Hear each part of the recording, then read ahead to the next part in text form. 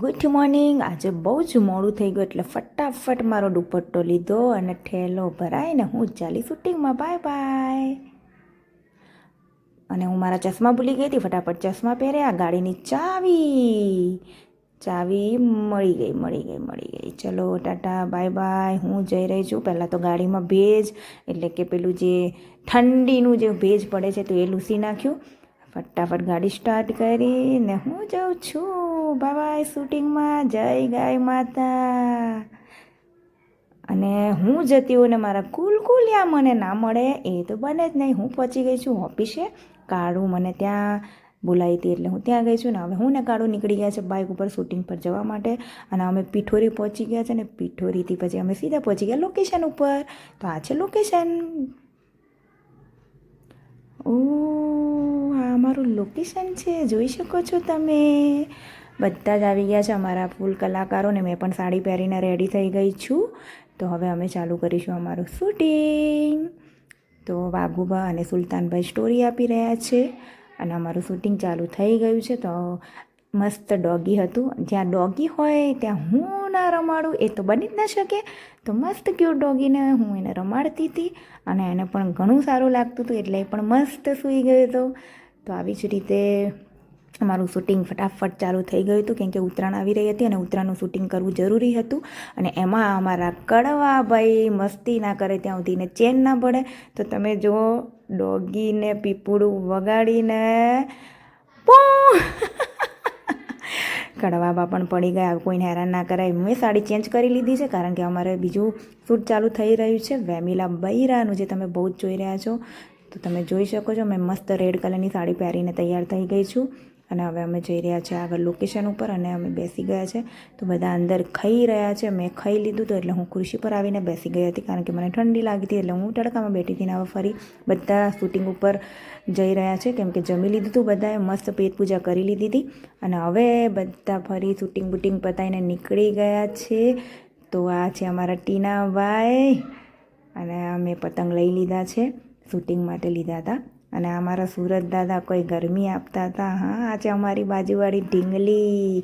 અને હું ઘરે પહોંચી ગઈ છું શૂટિંગ પતાવીને અને હવે હું ઘરમાં જઈ રહી છું.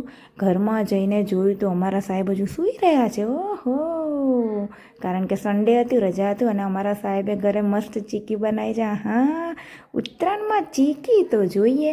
મસ્ત ચીકી બનાવી હતી અમારા હર્ષિલે. તો મને બહુ ભાવી હતી. હા, થોડી તૂટતી નહોતી પણ મસ્ત હતી. તો પછી બીજી પણ મેં ચીકી જોઈ અને હું મારા હર્ષિને કહી હતી કે તમારા કરતાં તો હું સારી ચીકી બનાવું છું. અને આજે મારું ભૂર્યું ચૂલામાં બેસી ગયું છે કારણ કે એને ઠંડી લાગતી હતી એટલે એને મારી બટકીને કેટલા ટાઈમથી હું શોધી રહી હતી. ને મારી બટકી હાય ક્યુટ મારી છોકરી કેવી મસ્ત મને લાડ પ્રેમ કરે છે. મને ડોગી બહુ જ ગમે છે. તો હું એના માટે બિસ્કિટ લાવી હતી એટલે હું કેટલા ટાઈમથી એને શોધી રહી હતી પણ કાલે મને મળી. તો ચલો આપણે એને હવે બિસ્કિટ ખવડાવી દઈએ.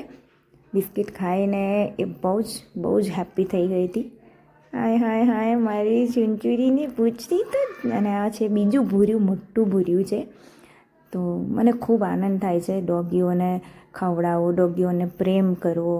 તો હું તો બધાને એક જ વસ્તુ કહું છું કે તમે 2 રોટલી બનાવતા હોય ને તો 1 રોટલી આવા મૂંગા જાનવરને નાખજો જેથી કરીને એઓનું પણ પેટ ભરાય. જો કેવી હાય એના પગ ઝુમક.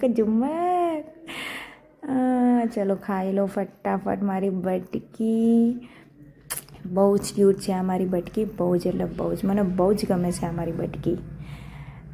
તો બિસ્કિટ ખવડાવી દીધી છે અમે અને મસ્ત બિસ્કિટ ખાઈ રહી છે.